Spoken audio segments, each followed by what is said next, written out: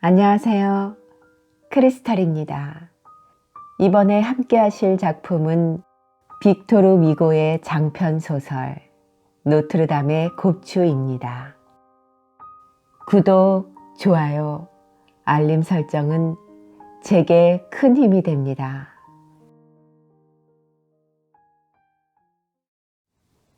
제3장 노트르담 사원 1. 파리의 노트르담 사원은 오늘날 건축 양식에 비교해 보아도 참으로 장엄하다고 하지 않을 수 없다.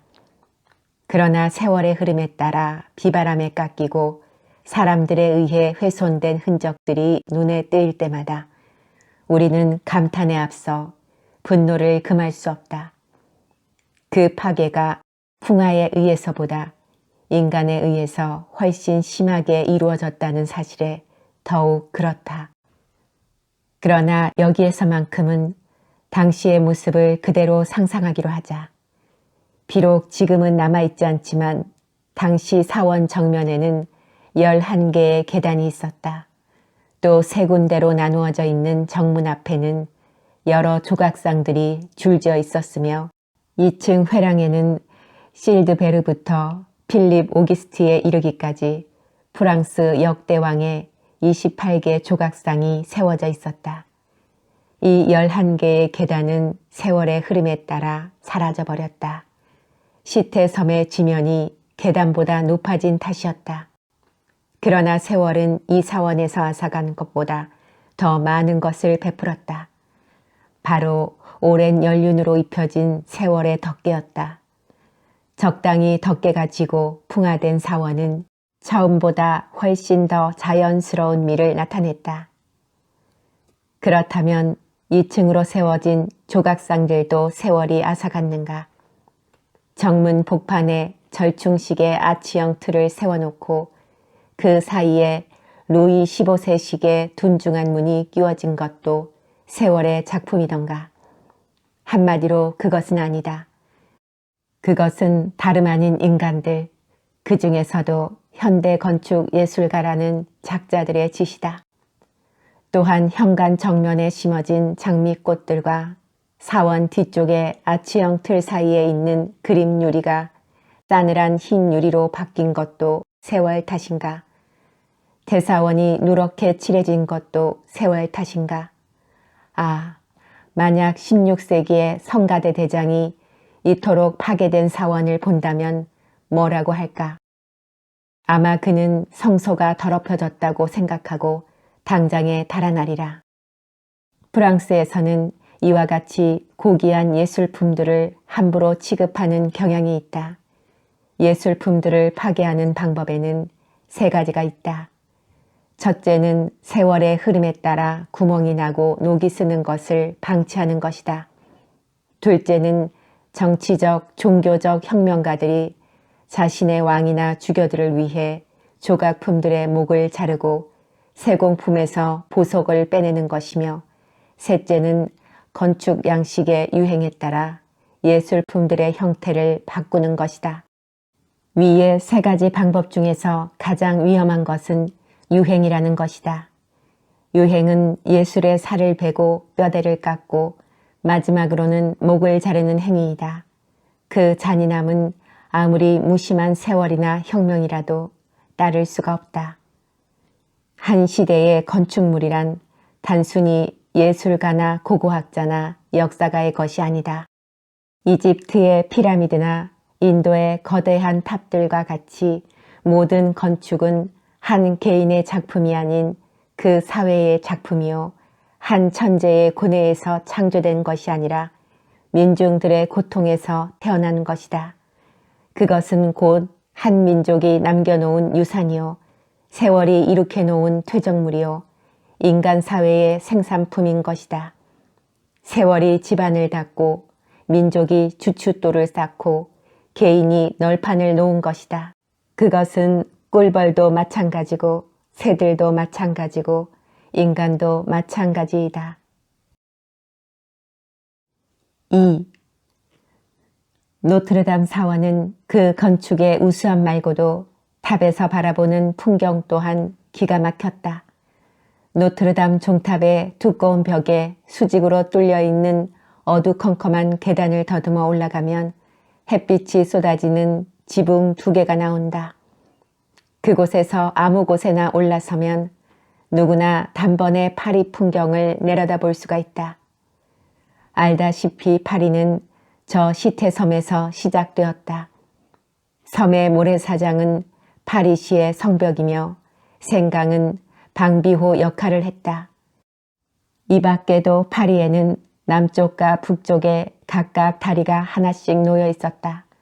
그랑 샤틀레 다리와 푸티 샤틀레 다리가 바로 그것이다. 그러나 첫 왕가가 시작된 이후 파리는 섬 안에서 벗어나기 시작했다. 그리하여 그랑 샤틀레를 넘고 푸티 샤틀레를 넘어 생강 양쪽으로 탑과 성이 세워지고 집들도 도심에서 점점 멀리 퍼지기 시작했다.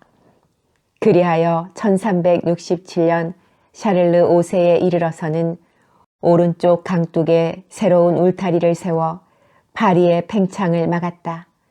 그러나 오늘날까지 파리는 쉼 없이 성장할 뿐이다. 이것은 한 나라의 수도가 이루어지는 지극히 자연스러운 과정이라고 할 수 있겠다. 15세기 전까지만 해도 파리는 시태와 다른 두 도시, 즉 수도와 대학으로 나뉘어져 있었다. 이 중에서 시태는 작지만 가장 오랜 역사를 지닌 곳으로서 다른 두 도시의 어머니 격이었다. 대학은 생강 왼쪽 둑을 덮고 있었는데 투르넬로부터 네슬탑까지 걸쳐 있었다. 오늘날 위치로 말하자면 포도주 시장에서부터 조폐구까지 해당된다. 그 중에서 오른쪽 강둑을 차지하고 있던 곳이 당시 수도였다. 파리는 이 세 부분으로 이루어진 것으로서 당시에는 각각 하나의 도시였다. 그 각각을 살펴보면 시태는 사원들로 이루어진 도시였으며 수도는 저택으로 이루어진 도시였다. 또한 대학은 학교로 이루어진 도시였다. 따라서 노트르 사원이 있는 섬은 주교의 관할이었고 루브르 궁과 시청이 있는 오른쪽 강둑은 행정장관의 관할이었으며 소르본 대학이 있는 왼쪽 강둑은 대학 총장 관할이었다. 그러나 그 전체는 파리 시장이 관할했다. 노트르담 사원 꼭대기에서 바라보면 그 전체가 한꺼번에 눈에 들어왔다. 뾰족한 지붕과 성벽 끝에 매달린 소탑, 11세기의 피라미드식 석조 건물, 단정하고 네모진 둥근 탑, 그리고 거리와 다리와 광장과 종루가 보였다. 그 모든 것이 제각기 독창성과 아름다움을 뽐내었다. 3. 이 이야기가 시작되기 16년 전 부활절이 지난 첫 일요일 아침 미사가 끝난 뒤였다. 노트르담 사원 앞 마당에는 기사 앙투안 대제사르상과 독실한 성자의 큰 그림이 서로 마주보고 있었다. 그림의 왼쪽에 있는 침대에는 한 아이가 눕혀져 있었다. 아이는 누군가 키울 형편이 되지 않는 사람이 갖다 놓은 것이었다. 그렇게 놓여진 아이는 아무나 원하는 사람이 데려갈 수 있었다. 침대 앞에는 동량을 얻기 위한 구리 접시가 있었다. 많은 사람들이 침대를 둘러싼 채 아이를 구경했다. 그들 대부분은 여자였다. 특히 맨 앞줄에 있는 여자들은 에티엔 오드리 예배당의 신자들로서 모두 과부였다. 이름은 아니스라 에르무, 잔느 드 다르무, 앙리에트라 골티에, 고시엘라 비올레트였다. 이게 뭐죠? 아니스가 먼저 물었다. 그녀는 허리를 굽혀 나무 침대 위에서 몸을 비틀며 우는 아이를 들여다보았다. 이러다 정말 큰일 나겠다. 사람들이 이제 어린아이마저 마구잡이로 만들어내는구나. 난 아이에 대해선 잘 모르지만 이건 사람이 아니에요. 마치 원숭이가 되담한 것 같아요. 우는 소리에 성가대원들마저 질리겠다. 내 생각에도 이건 짐승일 것 같아. 유대교도가 암퇴지하고 어울려 만들어 놓았을 거야. 아무래도 물이나 불에 던져버려야 할 것 같아. 붉은 더벅머리에 하나뿐인 눈, 생기다 많고 시뻘건 얼굴색 등 여자들의 말처럼 아이는 도저히 사람이라고 할 수가 없었다. 아무리 그래도 어떻게 그렇게 끔찍한 짓을 저기 골목길 아래 주교님 댁 바로 옆에 있는 고아원에 갖다 주면 모를까. 하지만 어느 유모가 젖을 물릴까? 나 같으면 차라리 흡혈귀에게 젖을 빨리겠다. 참, 그렇게 아이를 볼 줄 모를까. 이 새끼 괴물은 적어도 4살은 되었겠수. 이엔 언니 젖보단 꼬치구이를 먹고 싶어 할걸? 그녀의 말처럼 아이는 갓난애가 아니었다. 아이는 당시 파리 주교였던 사르티에 씨의 이름 첫자를 박은 조그만 배자루에 담겨 있었다. 그 자루 속에서 아이는 버둥거리며 소리 높여 울고 있었다. 그 울음소리에 구경꾼들이 하나둘씩 모여들었다. 알로이즈 드 공들로리에라는 귀부인은 6살쯤 되어 보이는 여자아이를 데리고 가다가 잠깐 걸음을 멈추곤 침대 안을 들여다보았다.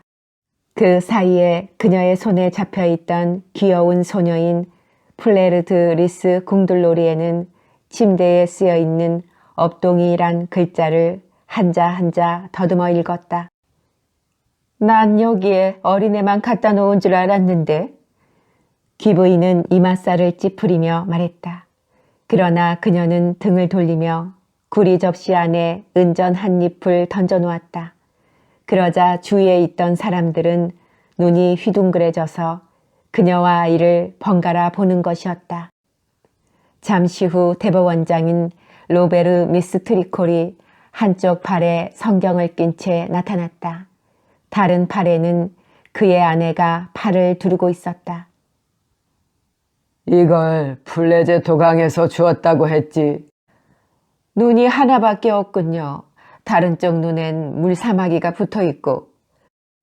로베르 미스 트리콜의 말에 그의 아내가 덧붙였다. 이건 물사마귀가 아니오, 달걀이오. 이 달걀 안에 악마가 들어있는 것이오. 그걸 어떻게 아세요? 난 다 알고 있어.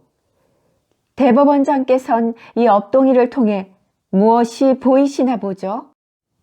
고셸라 비올레타가 물었다. 무서운 불행이 닥칠 것이오.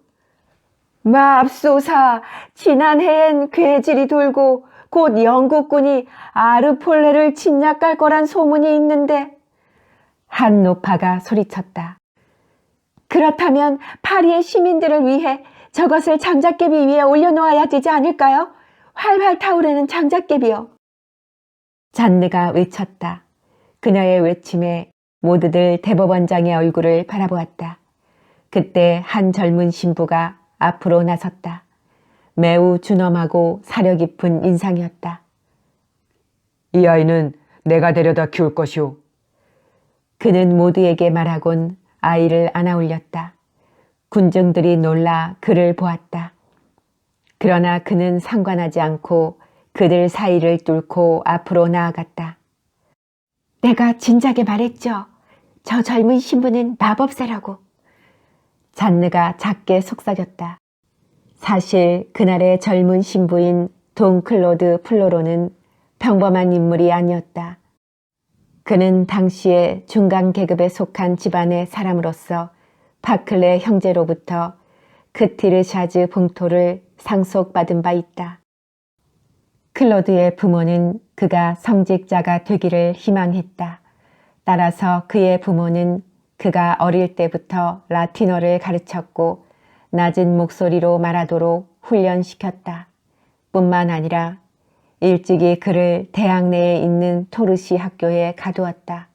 그곳에서 그는 미사 독경과 독서를 하며 자랐다. 그에 따라 그의 성격은 침울하고 성실하게 형성되었다. 그는 놀 때도 소리 지르는 법이 없었고 푸아르 거리에도 섞여들지 않았다. 또한 가난한 학생들이 망토를 걸치고 다닌다고 비웃거나 도르망 학교의 장학생들이 까까머리로 다닌다고 놀리지도 않았다. 그는 다만 생장드 보베 거리의 학교에 부지런히 출석할 뿐이었다.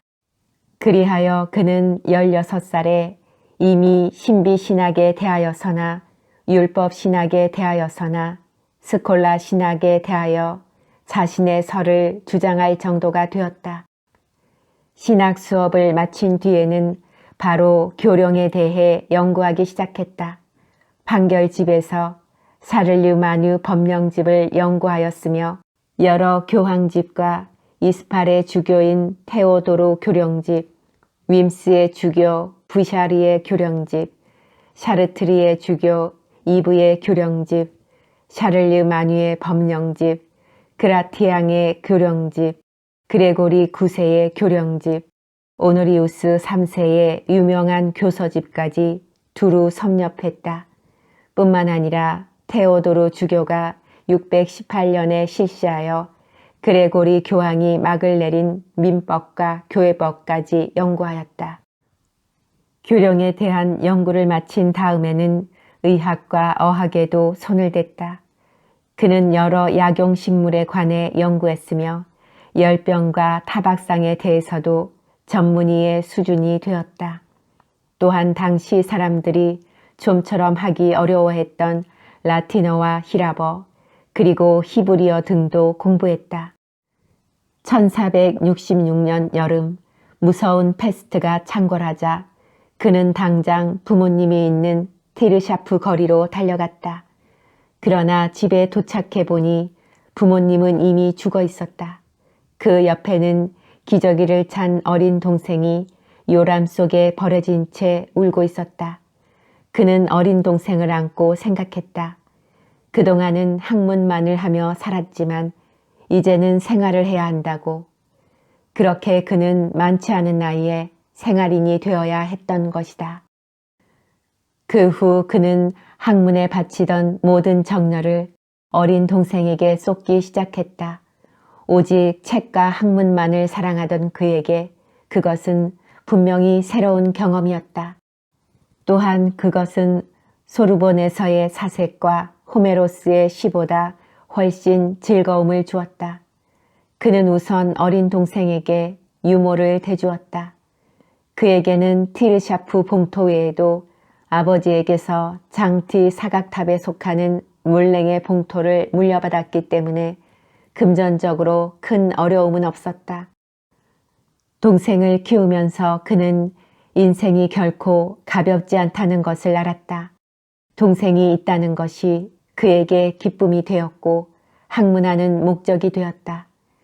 그는 하느님 앞에서 동생의 장래와 행복을 위해 자신은 결코 아내나 어린애를 갖지 않겠다고 결심했다. 대신 그는 20살에 벌써 교황청 소속의 신부가 되었으며 노트르담의 재단을 관리하게 되었다. 뿐만 아니라 그의 학문은 수도원에서 민중들에게까지 모르는 사람이 없을 정도로 명성을 얻었다. 그런 그가 그토록 흉측한 어린 괴물에게 다가간 것은 자기가 죽으면 사랑하는 동생 역시 그와 같은 신세가 될지 모른다는 동정심에서 비롯된 것이었다. 그러나 자루에서 꺼내본 어린아이는 보통 기형아가 아니었다. 아이는 왼쪽 눈이에 물사마귀가 있었고 머리는 어깨 속으로 들어가 있었으며 등뼈는 활처럼 휘어 있었다. 또한 가슴뼈는 불룩 나와 있었으며 다리는 비틀려 있었다.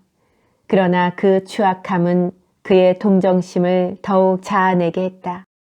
또한 장래에 자신의 어린 동생이 어떠한 잘못을 저질러도 그 자비심으로 인해 모든 것이 사해질 수 있으리란 기대도 생겼다.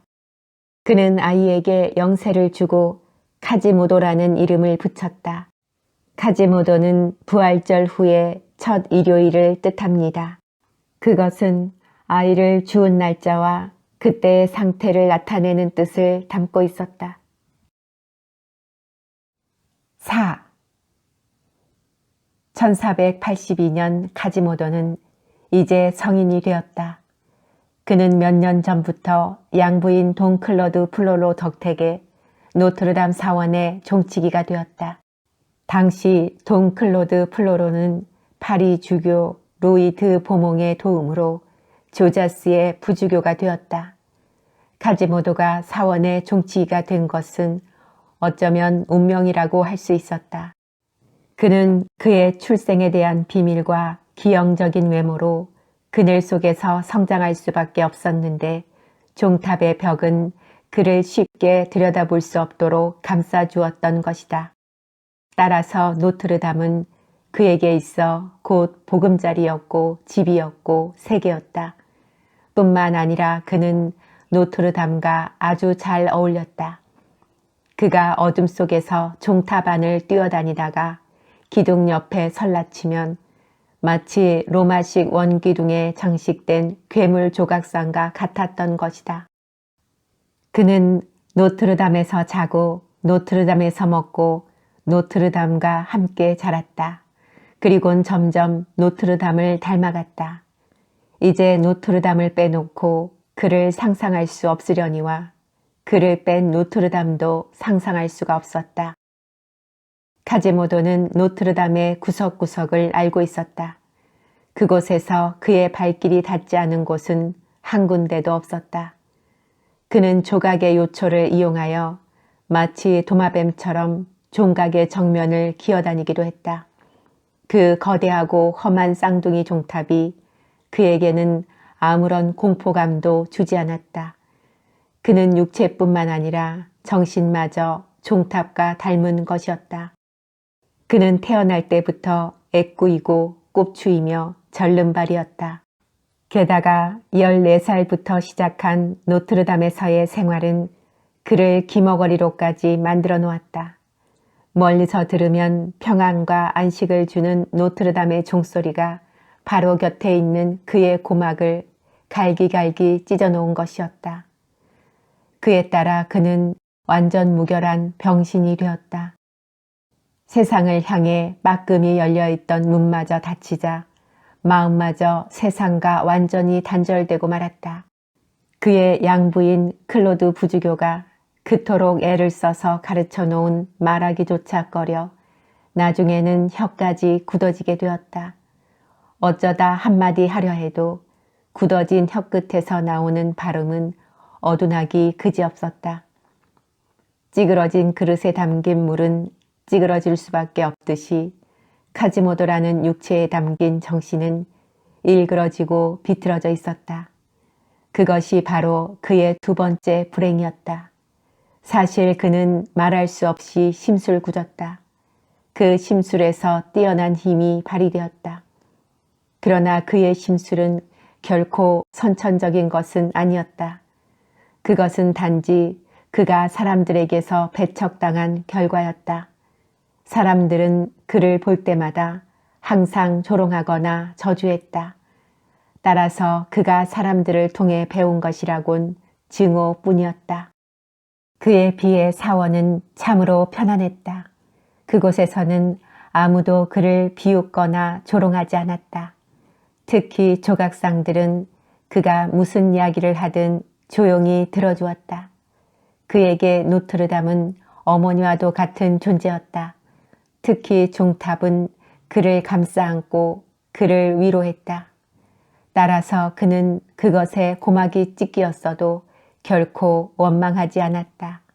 오히려 그 소리를 통해 모든 것을 듣고 모든 것을 말하였다. 종이 크게 울리는 날 카지모도는 말할 수 없는 희열을 느꼈다. 부주교가 그에게 종칠 것을 지시하면 그는 한달음에 나선형의 계단을 올라갔다. 그리곤 애정어린 눈으로 종들을 들여다본 다음 곧 그것들이 해야 할 수고에 마음 아파했다. 종을 친 후에도 미친 듯이 울음을 터뜨렸다. 그러는 동안에 종은 빠르게 움직이며 널리 소리를 퍼뜨렸다. 종이 울리는 동안 탑의 뼈대와 꼭대기의 장식도 함께 흔들렸다.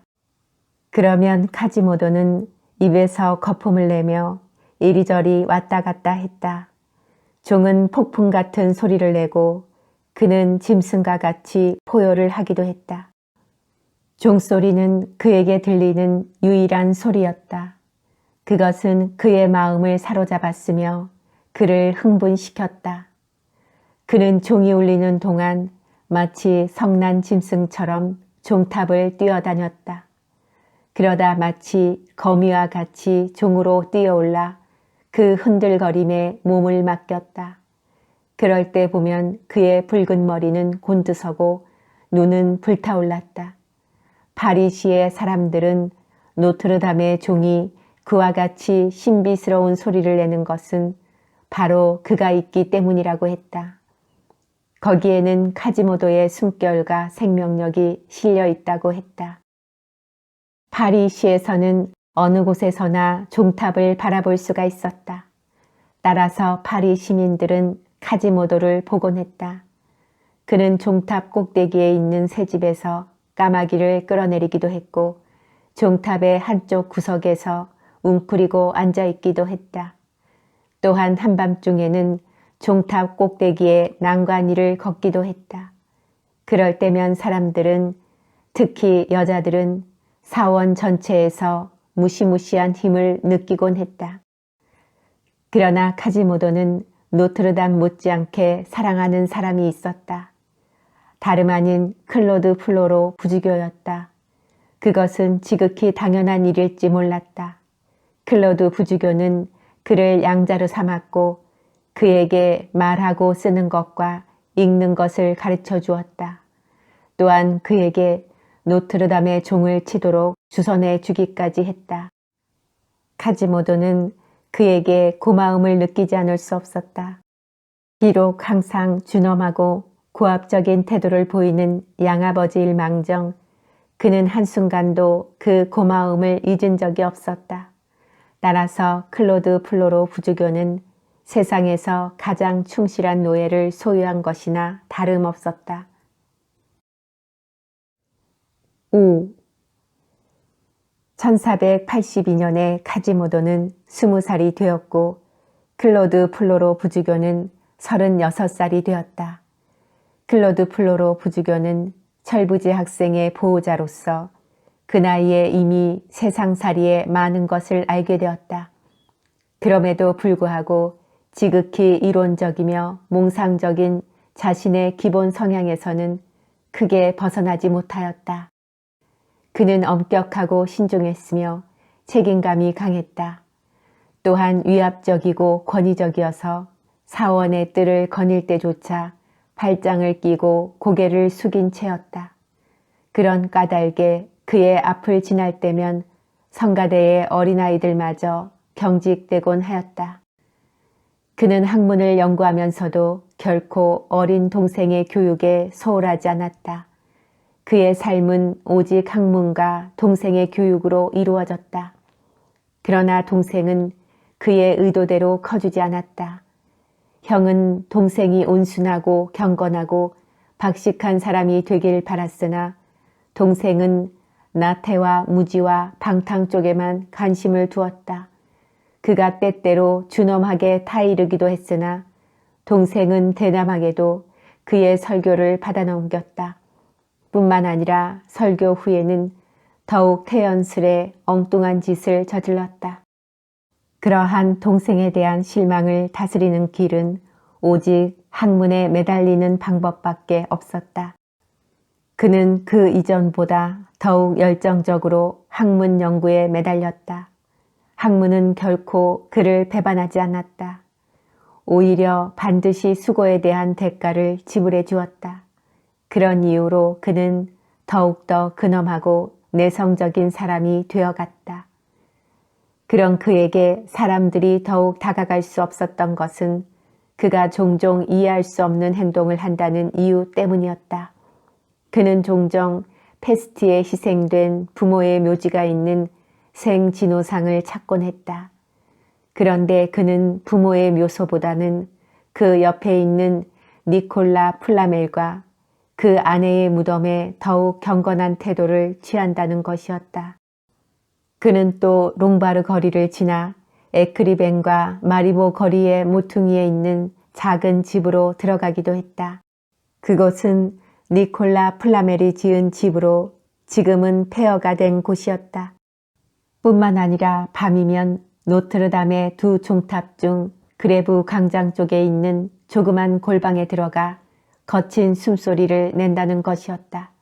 그곳에는 그의 허락 없이는 아무도 들어갈 수 없는 곳이었다.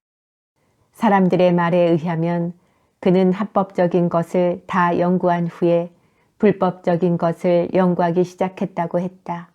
또한 지혜의 열매를 모두 맛본 후에 마침내 금단의 열매를 베어먹기 시작했다고도 했다. 그는 나이가 들어가면서 학문의 깊이가 깊어지는 만큼 가슴에도 깊은 그늘이 드리워졌다. 사람들은 그의 얼굴을 통해 그 그늘을 느낄 수 있었다. 깊이 수그러진 고개, 한숨이 새어나오는 입술, 찌푸려진 눈썹에서 검은 구름을 보기도 했다. 그러면서도 순간순간 그늘진 얼굴 사이로 한 줄기 햇살과도 같은 미소가 번지기도 했다. 그러나 그로 인해 사람들은 더욱 그를 이해할 수 없었다. 도대체 그는 무슨 생각을 하길래 그토록 강렬한 인상을 주는 것일까? 날이 갈수록 그는 더욱 엄격해졌으며 특히 여자들에게는 그 정도가 심했다. 그것은 단순히 그의 직업이나 성격으로만 볼 수가 없었다. 그가 여자들을 미워한다는 생각이 들 정도였다. 그 증상은 집시 아가씨를 본 이후로 더욱 심해진 듯 싶었다. 그날 이후 그는 집시 여자들이 사원 앞 광장에서 춤추고 노래하는 것을 금지하는 포고를 내려주도록 주교에게 청했다. 또한 염소나 돼지나 양 등의 동물로 요망스러운 짓을 하는 사람들을 화형이나 교수형에 처할 수 있는 근거를 마련하기 위해 재판소의 고문서를 모조리 뒤지기도 했다. 이상에서 밝힌 바와 같이 부주교와 종치기는 시민들로부터 사랑을 받지 못하고 있었다. 클로드와 카지모도가 같이 외출하여 노트르담의 침침한 거리를 거닐 때면 사람들은 그들을 향해 악담을 퍼붓곤 하는 것이었다. 장난꾸러기들은 카지모도의 곱사 등에 바늘을 꽂고 달아나기도 했으며 뻔뻔스러운 처녀들은 클로드의 버비를 고의로 스쳐 지나가며 진한 향기를 풍기기도 했다. 하나는 몸뚱이가 병신이고 하나는 넋이 병신이야. 노파는 그렇게 욕설을 퍼붓기도 했다. 그러나 클로드와 카지모도는 대개 그들의 악담이나 장난을 눈치채지 못하고 지나쳤다. 카지모도는 귀가 먹었고 클로드는 몽상에 잠겨있기 일쑤였기 때문이었다. 6. 어느 날 한 친구가 클로드 부주교를 찾아왔다. 그는 마침 일을 마치고 골방으로 막 돌아온 참이었다. 골방 한 구석에는 성분을 알 수 없는 분말로 가득 찬 유리병들이 놓여 있었으며 벽에는 여러 책들에서 뽑아낸 훌륭한 문구들이 가득 써 붙여져 있었다. 그 친구는 클로드 부주교가 이절판으로 된 책을 뒤적이며 깊은 명상에 잠겨 있을 때 문을 두드렸다. 누구요? 부주교는 명상을 방해하는 소리에 신경질적으로 물었다. 자크 쿠악티에요. 자크 쿠악티에란 국왕의 주치의였다. 그는 50살쯤 된 인물로 무뚝뚝하고 교활한 인물로 소문이 난 사람이었다. 클로드는 내키지 않는 마음으로 문을 열었다. 자크 쿠악티에 옆에는 한 사내가 있었다. 이런 시간에 웬일이십니까? 이런 누추한 곳에 다 오시고. 클로드 부주교는 자크 쿠악티에와 동행한 남자를 살피며 물었다. 동 클로드 플로로 씨와 같은 대학자를 이렇게 직접 뵙다니 참으로 영광이 올시다. 쿠악티에가 말했다. 그의 말은 프랑슈 콩테 지방 사투리로서 억양이 꽤나 장엄하게 들렸다. 조카이신 피에르 베르셰께서 주교가 되셨다는 소식을 들었습니다. 지금 아미행에 계신가요? 그렇습니다. 모두가 하느님의 은총이죠. 쿠악티에가 대답했다. 크리스마스 때 회계원 앞에 서 계신 원장님이 무척 당당해 보이시더군요. 원장이 아니라 부원장이죠. 애석하게도 말입니다. 생탕틀의 거리에 짓고 계신 저택은 얼마나 진척이 되었습니까? 마치 루브르 궁전 같던데요. 글쎄, 워낙 큰 공사라서 돈도 아주 많이 들어간답니다. 벽돌을 쌓는 게 아니라 돈을 쌓는 거라니까요. 하지만 의원님께선 형무소와 대법원에서 봉급을 받을 뿐 아니라 건물과 푸주간, 노점과 수도원 단층집에서도 수입이 들어오지 않습니까? 부하시에 있는 영지에선 올해 아무 소득을 내지 못한걸요. 드리엘과 생자무와 앙네이에서도 통행세를 받지 않습니까? 그건 100 몇십 리브르 정도밖에 안 되고 프랑스주화도 아닌데요. 국왕 고문관으로 받는 고정 수입도 있지 않습니까? 클로드 부주교는 은근히 비꼬며 물었다. 그러나 국왕의 주치의란 사람은 자신의 재산이 나열될 때마다 오히려 자부심을 느꼈다. 그건 그렇죠. 하지만 그 빌어먹을 폴리니 장원에서는 금하로 60의 키도 채 안 되는걸요. 그건 그렇고 폐하께선 좀 어떠십니까? 그분은 충분한 보수를 지불하지 않아요. 쿠악티에는 동행자의 눈치를 살피며 말했다. 그렇게 생각하오. 쿠악티에의 말에 그의 동행자는 대뜸 놀란 표정을 지었다. 그 표정에는 얼마간의 비난도 섞여 있었다. 그러나 쿠악티에는 모르는 척했다. 참, 소개가 늦었습니다. 돈클로드님, 당신을 만나고 싶어하는 친구를 모시고 왔습니다. 멀리서 당신의 명성을 들으셨답니다. 쿠악티에의 말에 클로드 부주교는 비로소 그를 똑바로 보았다. 그는 클로드 부주교 못지않게 날카로운 눈매를 하고 있었다. 그러나 전체적으로 매우 노쇠한 모습에 나이는 60살가량 되어 보였다. 차림새를 보아서는 평민 같았으나 표정이 준엄하고 눈매에 깊이가 있었다. 부주교님의 명성은 익히 들어 알고 있습니다. 전 고매하신 학자님들 방에 들어올 때는 항상 신을 벗는 버릇이 있습니다. 이름은 두랑조라 합니다. 한 말씀 부탁드리겠습니다. 그는 장중한 목소리로 말했다. 클로드 부주교는 그가 진지한 사람임을 알았다. 또한 높은 지성을 소유하고 있음도 그의 말을 통해 알 수 있었다. 클로드 부주교는 서서히 쿠악티에를 바라보던 경멸의 표정을 감추고 그를 바라보았다. 그는 말없이 자신의 의자에 가 앉았다. 그리곤 탁자 위에 팔을 얹은 채 손으로 이마를 받쳤다. 무슨 말씀을 듣고 싶으십니까? 부주교는 손님들에게 의자를 권하고 물어보았다.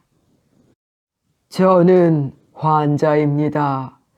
듣기에 부주교님께선 위대한 의술가라고 하던데요. 그러시다면 저쪽 벽을 보십시오.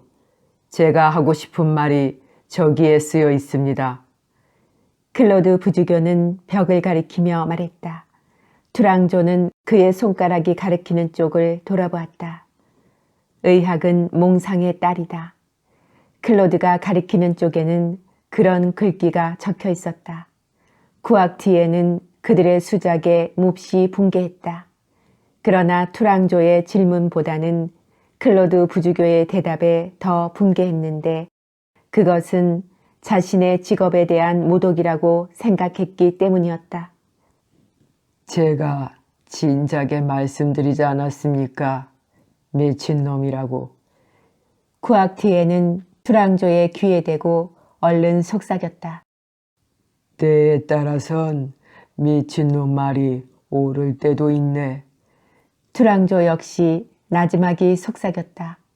그러자 쿠악티에는 대뜸 클로드 부주교를 차갑게 바라보았다. 당신은 모든 일을 멋대로 생각하는 모양이군요. 원숭이가 개암 따위에 아랑곳하지 않듯 히포크라테스 따위엔 아랑곳하지 않으니 말요. 의학이 몽상이라뇨. 그럼 당신은 먹는 약이나 바르는 약의 모든 효과를 무시하는 건가요? 고통받는 병자들을 위해 수많은 학자들이 연구하여 내놓은 약학을 말입니다. 전 약학을 부인하는 게 아닙니다. 다만 의사들의 처방을 부인할 뿐이죠. 그럼 대포에 다친 상처에 구운 생쥐를 붙여 치료하는 것이나 늙은 혈관에 젊은 피를 주사하여 젊음을 찾게 하는 것에 대해서는 어떻게 생각하십니까? 그 부분에 대한 제 생각은 조금 다릅니다. 클로드 부주교는 조금도 흥분하지 않고 대답했다. 쿠악티에는 성이 나서 얼굴이 벌개졌다. 공연히 제가 두 분을 언짢게 해드렸나 봅니다. 저는 다만 부주교님께 제 건강과 제 운명에 대해 여쭈고자 했던 건데, 그렇다면 선생께선 잘못 찾아오신 겁니다. 전 의술이나 점성술을 믿지 않습니다. 그럼 당신은 뭘 믿습니까? 하느님을 믿습니다. 당신의 믿음이 이토록 강하다니 참으로 놀랍군요. 그런데 당신은 학문도 뛰어나다고 들었는데 학문은 믿지 않습니까? 아니올시다. 전 학문을 부인하지 않습니다. 저는 오랜 연구 끝에 마침내 어떤 빛을 발견했습니다. 아마도 슬기로운 사람이라면 그것을 하느님이라고 할지도 모르겠습니다. 그것이 무엇인가요? 순간 두랑조가 눈동자를 반짝이며 물었다. 연금술입니다. 부주교님, 연금술은 인정하시면서 의술이나 점성술은 부정하시는 이유가 뭡니까? 쿠악티에가 끼어들며 물었다. 의술이나 점성술은 객관적으로 이루어 놓은 것이 없습니다. 하지만 연금술은 많은 성과를 이루어 놓았죠. 수정은 얼음이 땅 아래에서 수천 년 동안 굳은 것이고 모든 금속은 나비변에서 이루어진 것입니다. 적비소는 나비 200년 묵은 것이고 적비소는 주석이 되고 주석은 은이 되는 겁니다. 전 의술과 점성술, 연금술을 모두 공부했지만 진리는 오직 연금술뿐입니다. 말을 하다 말고 클로드 부주교는 분말이 가득한 유리병 하나를 집어들었다. 오직 여기에만 빛이 있습니다. 히포크라테스, 그건 꿈이요. 우라니아, 그것도 역시 꿈입니다. 헤르메스는 사상입니다. 오직 금만이 태양이오시다. 금을 만드는 것은 신이 된다는 것이요.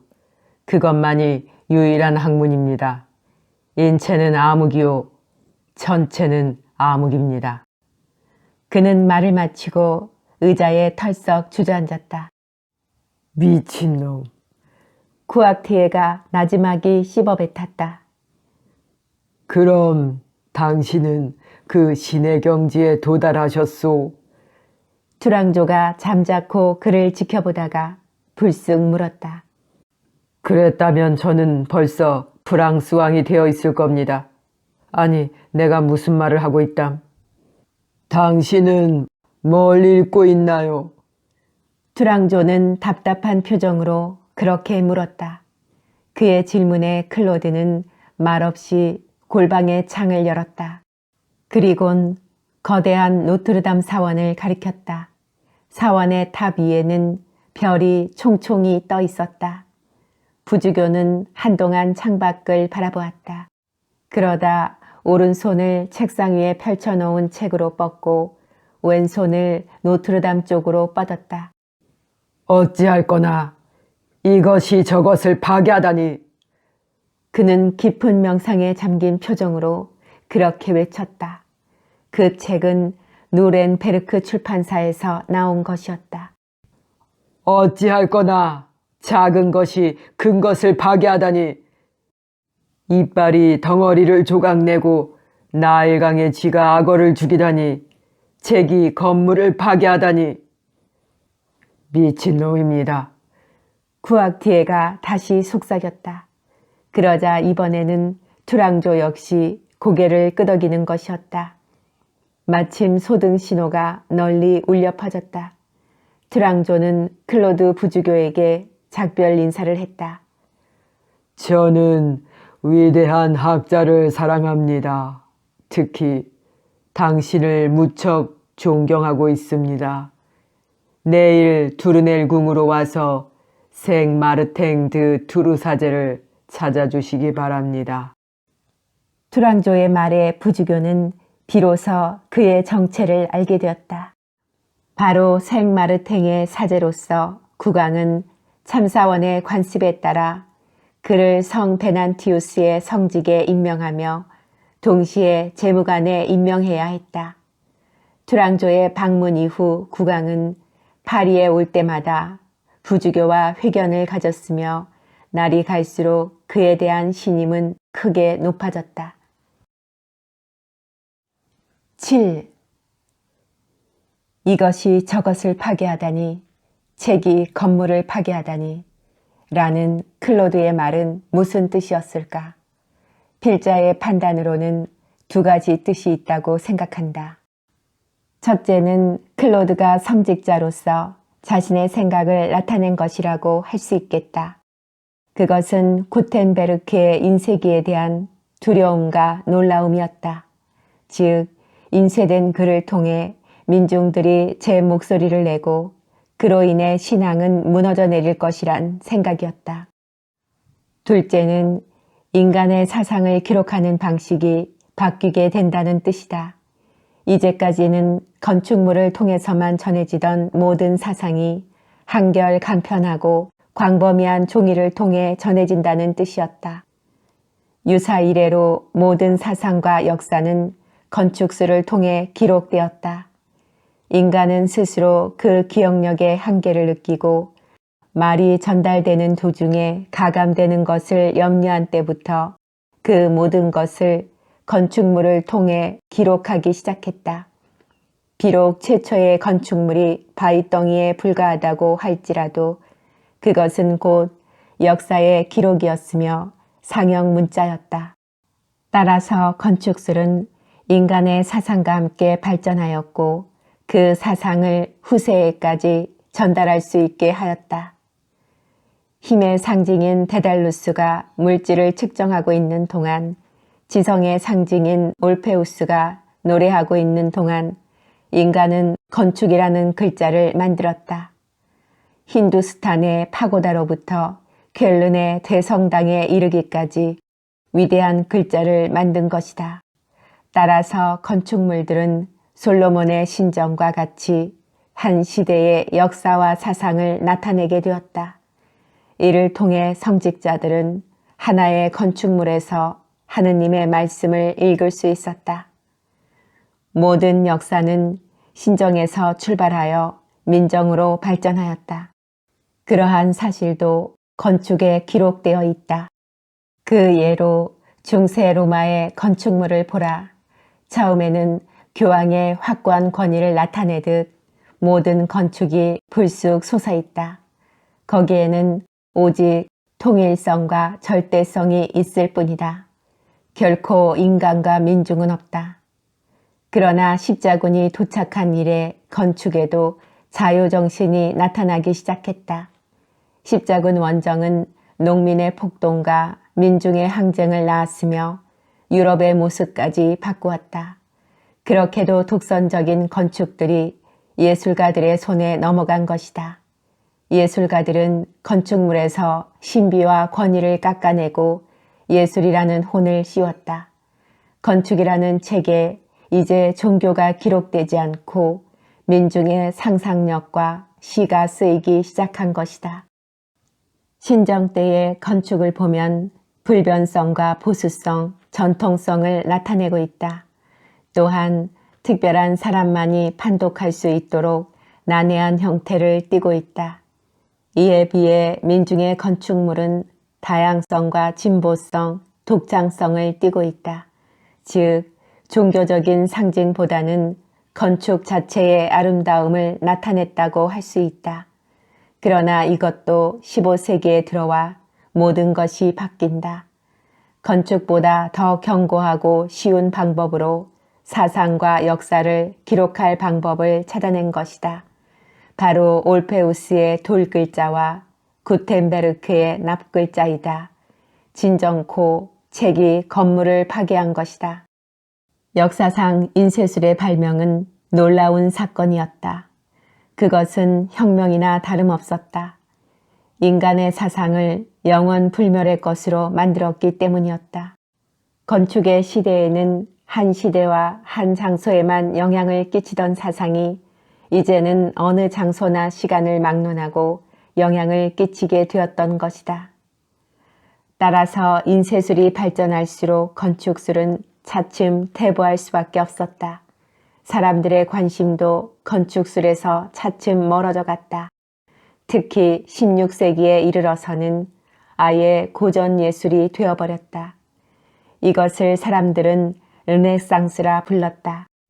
건축이 종합예술에서 퇴보해 예술의 한 분야에 불과해지자 그것은 다른 예술을 이끌던 힘마저 잃게 되었다. 따라서 각 예술은 독립되어 발전하기 시작했다. 조각술은 조상술이 되고 판화는 회화가 되고 돌림곡은 음악이 되었다. 그 덕분에 라파엘과 미켈란젤로가 탄생하였다. 그것은 마치 알렉산더가 죽자 그 제국이 해체되어 각 왕국이 성립된 것과 같았다. 건축의 쇠퇴는 사상의 해방도 불러일으켰다. 인쇄술 이전이라면 교회의 분리로 끝났을 사건이 종교개혁으로 발전하는 것이었다. 그 후에도 인쇄술은 점점 발전하여 인간의 모든 관심은 책에 쏠렸다. 그리하여 16세기에는 인쇄술이 건축술만큼 발전하기에 이르른다. 뿐만 아니라 17세기에는 인쇄술이 세계에 위대한 문학적 향연을 베풀어 줄 만큼 권위를 지니게 된다.